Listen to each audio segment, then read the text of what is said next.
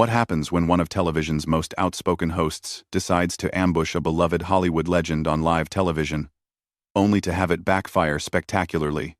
Today we're diving into the explosive confrontation that left Joy Behar scrambling to regain control of her own show, while Johnny Depp delivered some of the most devastating responses ever captured on daytime TV. If you want to see how a seasoned actor can completely dismantle a talk show host's credibility in real time, you need to stick around for this entire breakdown. Make sure to subscribe and drop a comment letting me know what you think about how this all went down. The View had been struggling with ratings for months, and the producers were desperate for a viral moment that would get people talking. When Johnny Depp's publicist reached out about a potential appearance to discuss his latest film project, Joy Behar saw her opportunity. She had been vocal about her opinions regarding Depp's personal controversies in the past, and she was convinced that a confrontational interview would be exactly what the show needed to generate buzz. What the producers didn't realize was that Behar had gone completely off script. The planned interview was supposed to focus on Depp's return to filmmaking and his creative process. But Behar had other plans. She had spent the previous night preparing what she believed would be a series of gotcha questions that would catch Depp off guard and create the kind of dramatic television moment that would trend on social media for weeks. As Depp walked onto the set that morning, the audience erupted in applause. He looked relaxed and genuinely pleased to be there, waving to fans and taking a moment to acknowledge the warm reception. His charm was immediately apparent, and even some of the crew members who had been skeptical about his appearance were won over by his gracious demeanor. Behar, however, was practically vibrating with anticipation. She had that look in her eyes that longtime viewers of The View would recognize. The same expression she got whenever she was about to launch into one of her infamous rants. The other co-hosts seemed uncomfortable, exchanging glances that suggested they might not have been fully briefed on what Behar was planning. As Depp settled into his chair, Behar wasted no time with pleasantries. The moment the cameras rolled, she leaned forward with what can only be described as predatory intensity and said, "Johnny, let's be honest here. You've had quite the fall from grace, haven't you? I mean, from beloved pirate to Hollywood pariah? That's quite a journey." The audience audibly gasped. This was not the introduction anyone had expected, and Depp's publicist immediately looked toward the producers with alarm. But Depp himself remained completely calm, a slight smile playing at the corners of his mouth as if he had anticipated exactly this kind of ambush. "Well, Joy," Depp replied, his voice measured and controlled. "I think that's an interesting way to welcome a guest to your show. I was under the impression we were here to discuss filmmaking, but it seems you have a different agenda entirely." Behar pressed on, seemingly encouraged by what she interpreted as Depp's defensive response. "Come on. You can't seriously expect us to just ignore the elephant in the room. Your reputation is in tatters, your career is basically over, and yet here you are trying to make some kind of comeback. Don't you think the public deserves to hear you take some actual responsibility?" The tension in the studio was palpable. Camera operators zoomed in on Depp's face, expecting to capture a moment of discomfort or anger. But instead, they found something far more compelling. Depp's expression shifted from polite interest to what could only be described as amused disappointment.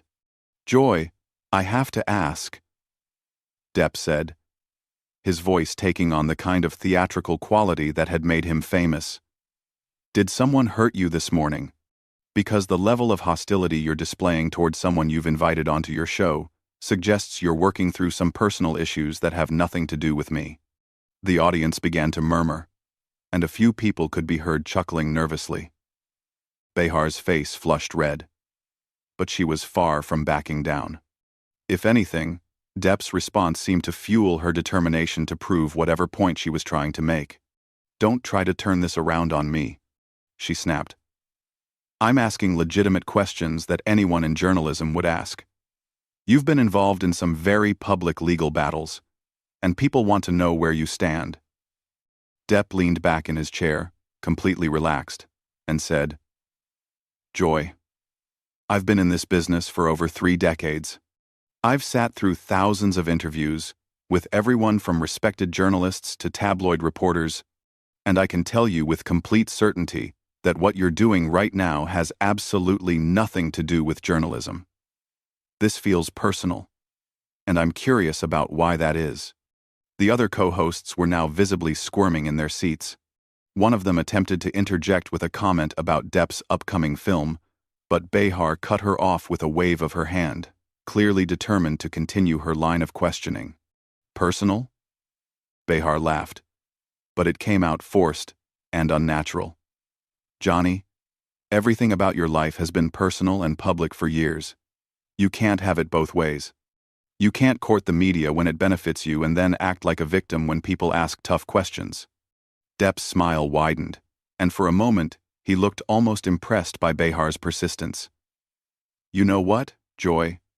You're absolutely right about one thing.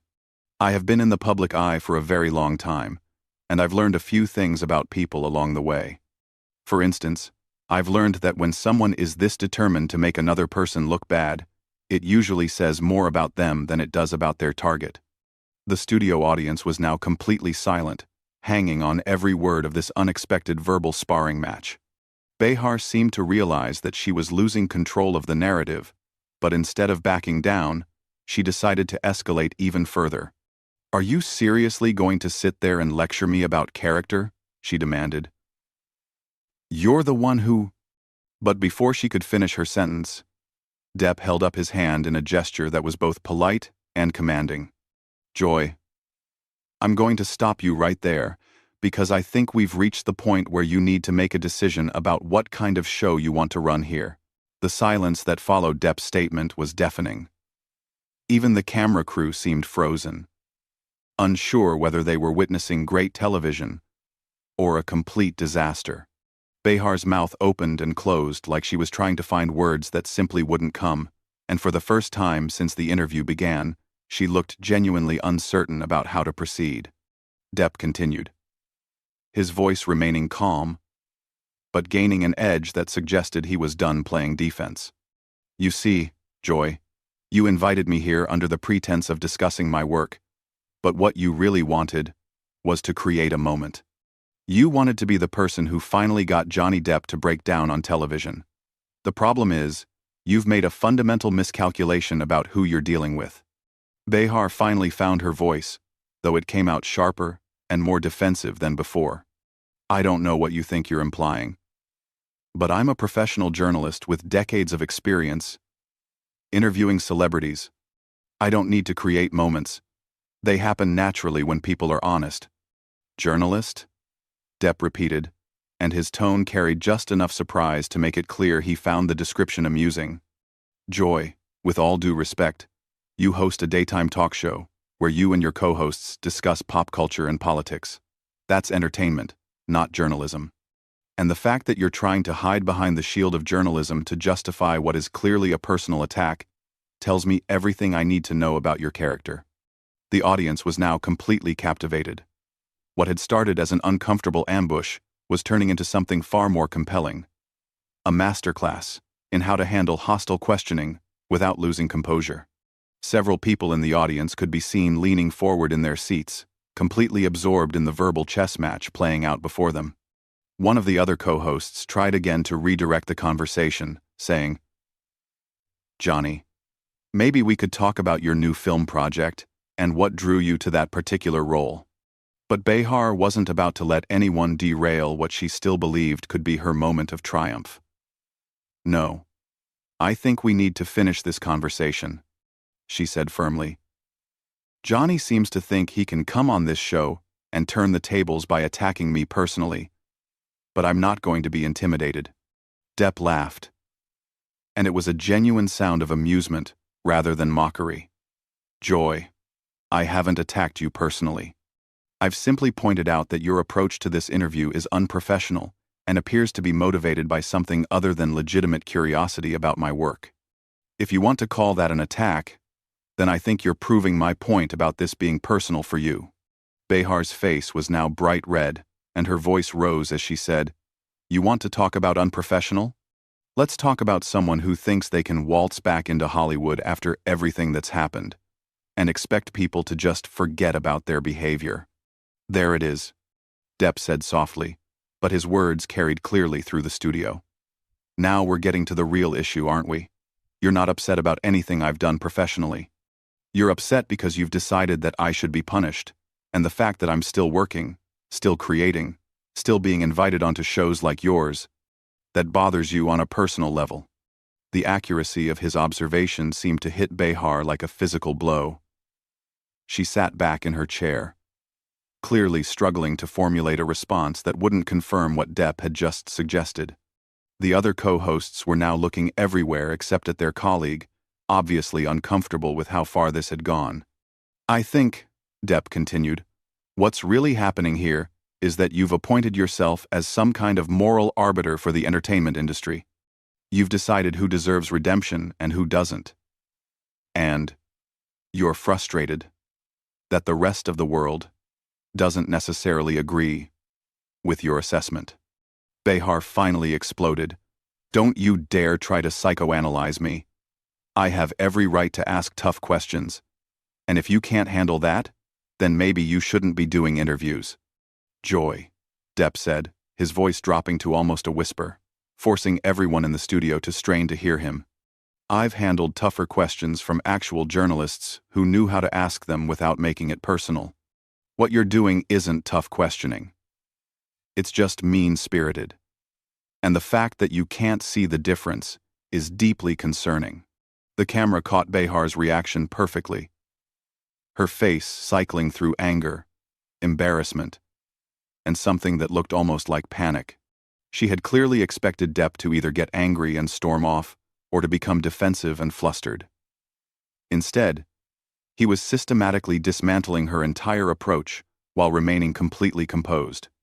You know what I think happened here? Depp asked, addressing not just Behar but the entire studio audience. I think someone told you that being aggressive and confrontational would make for good television, and you confused aggression with intelligence. You thought that if you came at me hard enough, I'd crumble, and you'd look like some kind of fearless truth-teller. But the truth is, there's nothing fearless about ambushing a guest on your own show. That's actually quite cowardly. 1. The audience was now completely silent, hanging on every word. Even the other co-hosts seemed transfixed by what was unfolding. Behar looked around desperately, as if searching for support from her colleagues, but found none. I want to ask you something, Joy. Depp continued. When you were preparing for this interview, did it occur to you that I might actually be a human being with feelings?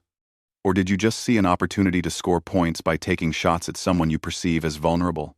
Behar's mouth opened, but no sound came out. For someone who made her living talking, she seemed to have completely run out of words.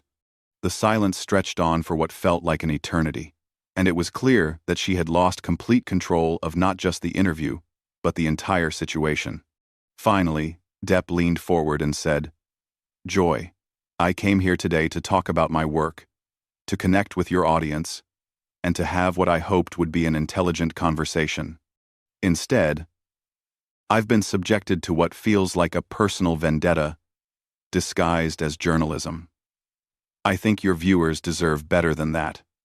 And frankly, so do you. The weight of Depp's words hung in the air like a challenge that everyone in the studio understood but no one knew how to address. Behar sat frozen. Her usual quick wit completely abandoned her, and the longer the silence stretched, the more obvious it became that she was in way over her head. The camera operators were getting shots that would become legendary, capturing every micro-expression of her growing panic. One of the producers could be seen frantically gesturing from behind the cameras, clearly trying to signal for a commercial break. But Behar either didn't see the signals or was too proud to take the lifeline being offered. Instead, she made what would prove to be the biggest mistake of her career by deciding to double down on her failed strategy. You know what, Johnny? She said, her voice shaking with barely controlled rage. You can sit there and act like the victim all you want, but everyone watching this knows exactly what kind of person you really are. You can't charm your way out of the truth forever. The moment those words left her mouth, something shifted in Depp's demeanor. The patient, almost amused tolerance he had maintained throughout the interview vanished, replaced by something far more dangerous. When he spoke, his voice carried a cold precision that made everyone in the studio sit up and take notice. "Joy, I want you to listen very carefully to what I'm about to say. Because this is important. You just accused me of being a bad person on live television without offering a single specific example of wrongdoing. That's not journalism. That's not entertainment. That's defamation. And the fact that you think you can do that without consequences tells me that you've been surrounded by yes people for so long that you've forgotten how the real world works." Behar's face went pale as the implications of what she had just done began to sink in. She looked toward the producers again, this time with obvious desperation.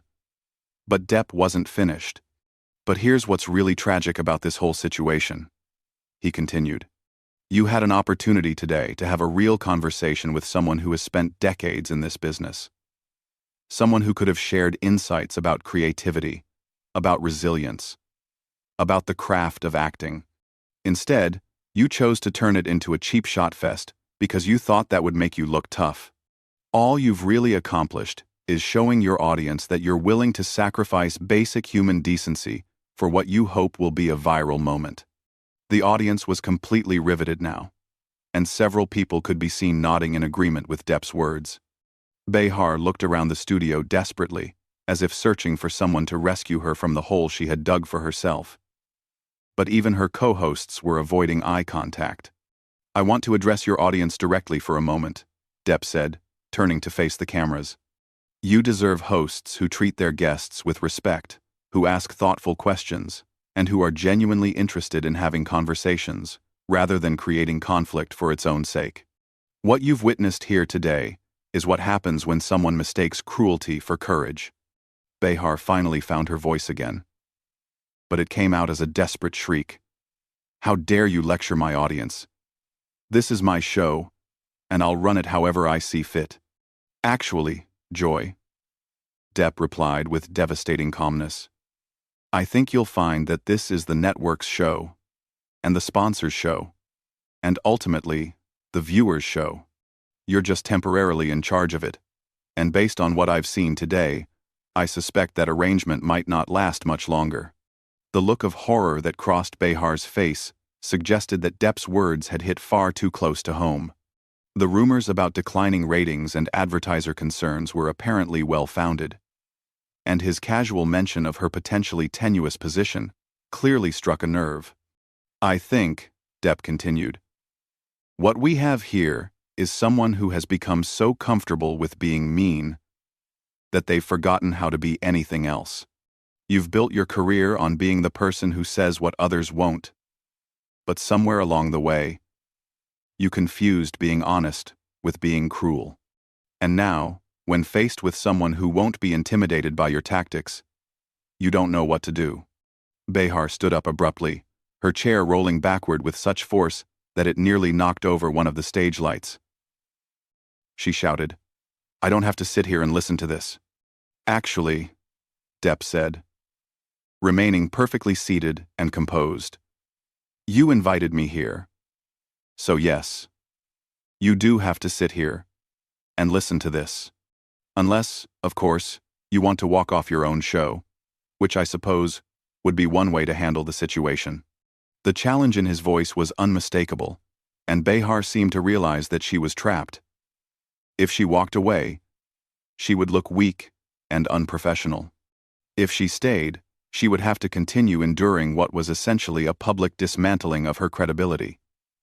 Either choice would be humiliating, but walking away would be admitting defeat. She sat back down heavily, but her attempt to regain control was pathetic to watch. "We're going to take a commercial break," she announced, her voice barely steady. "No," Depp said firmly. "We're going to finish this conversation first." The power dynamic had shifted so completely that even Behar's own crew seemed to be taking orders from Depp now. Nobody moved to cut to commercial, and the cameras kept rolling as he delivered what would become the most quoted lines of his entire career. "Joy, I want you to remember this moment," he said, his voice carrying the kind of theatrical weight that had made him one of the most respected actors of his generation. I want you to remember what it feels like to realize that your cruelty has consequences. Because someday, when you're wondering why people stopped taking you seriously, why your show got canceled, why your friends stopped returning your calls, you'll think back to today and understand that it all started with your decision to be needlessly cruel to someone who came here in good faith. Behar finally cracked completely. Tears started streaming down her face as she shouted, "Cut the cameras! Cut them now! This interview is over." But the damage was already done. As the studio erupted in chaos, with producers running around, trying to figure out how to salvage the situation, Depp sat calmly in his chair, looking like a man who had just taught a masterclass in how to handle a bully. The footage would be online within hours, and by the end of the day, Joy Behar's name would be trending worldwide for all the wrong reasons. The irony was perfect. In trying to destroy Johnny Depp's reputation, Joy Behar had instead destroyed her own credibility so thoroughly that she would never fully recover from it. And all because she had forgotten the most basic rule of television: if you're going to try to take down a master performer, you better make sure you're prepared for them to perform right back. What did you think about how Johnny Depp completely dismantled Joy Behar's attempt to ambush him? Did she get what she deserved? Or did he go too far in his response? Drop a comment below and let me know your thoughts. And don't forget to subscribe for more breakdowns of the most explosive moments in entertainment history.